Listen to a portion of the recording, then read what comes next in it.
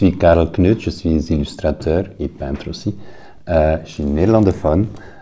J'habite à Gand depuis mes études en fait, mais je suis d'origine de la Flandre occidentale. Je suis professeur d'illustration ici tout près, à l'Académie royale des beaux-arts.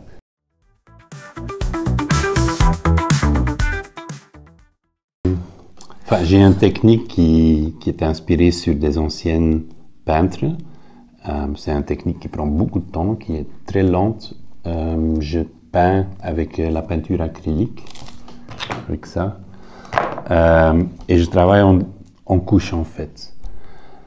Par exemple, si je peins un oiseau jaune, chaque plume, je peins séparée à part. Et je peins la plume d'abord en sorte de marron foncé. Après, il y a une couche de peinture rouge foncé. Après, il y aura une rouge plus claire. Après, une couche rouge-orange. Après, une couche orange, orange-jaune, jaune foncé, jaune plus clair. Et comme ça, je travaille toujours de l'obscur vers la lumière, en fait. Je peins sur le papier parce que je peins avec des morceaux 0-0. C'est tellement fin. C'est quelques poils en fait. Et j'ai besoin d'une surface assez lisse. Depuis une dizaine d'années, je peins aussi, je fais des tableaux, mais sur papier, pour des galeries d'art aussi, qui sont un peu, en général, c'est des dérivés de mes livres. Pour moi, les livres resteront toujours à la première place. Je suis fort inspiré par James Ensor. C'est à cause de lui que je fais ce métier, en fait. Je me rappelle très bien le moment que j'ai ouvert ça, c'était la peinture, les têtes de mort se chauffent, je suppose que c'est le titre en français. Et là, pour moi, c'était un univers qui ouvrait pour moi parce que avant, je connaissais seulement les paysages. Et là, avec Ensor, je voyais que c'était toute une histoire dans une image. Et là, c'est le moment où j'ai décidé que je voulais faire quelque chose avec des images.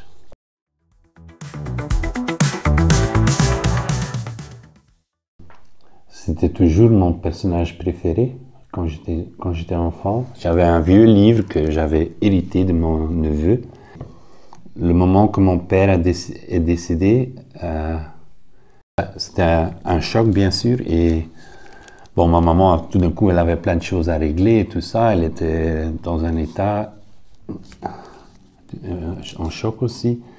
Alors, il y a une tante qui nous a pris et moi, j'avais pris ce livre avec moi et je pense que c'est à cause de ça que ça m'est resté comme ça important, Pinocchio.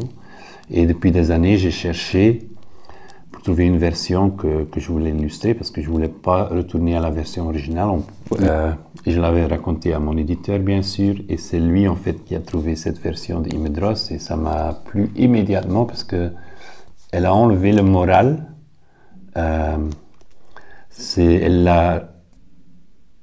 Elle est allée au cœur de l'histoire, je pense, et il y a une vitesse là-dedans, il y a une joie dedans. Tout de suite, quand je l'ai lu la première fois, je suis tombé amoureux de cette version. C'était ça que je cherchais depuis longtemps. Parce que je n'avais pas envie de faire un Pinocchio classique. Ouais.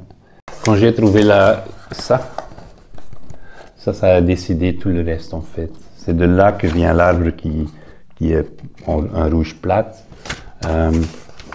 Et là, c'était le point de départ. En général, je cherche toujours une couleur principale et je cherche quelques autres couleurs qui vont bien avec ça. Et j'essaie de rester un peu dans cet univers de couleurs. Ça prend des mois, en fait, de faire la maquette finale avant de commencer à chercher sur les dessins même. C'est d'abord le rythme du livre et après c'est les dessins.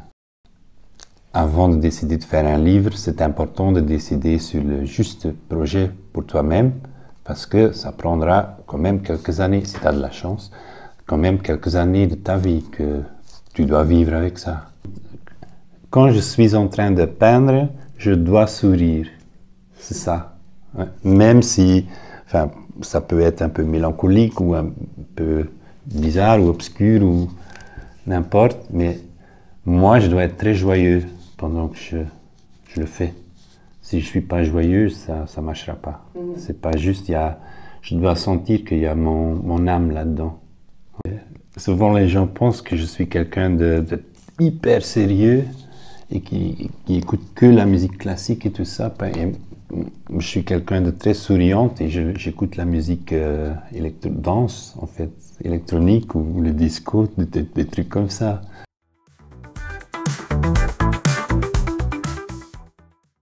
Elle était super accueillie. J'avais un peu peur parce qu'en fait, il y a pas mal de versions qui existent déjà.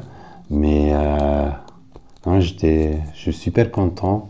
Aussi, ce qui m'a surpris, c'est quand je le lis aux enfants, ils éclatent de rire.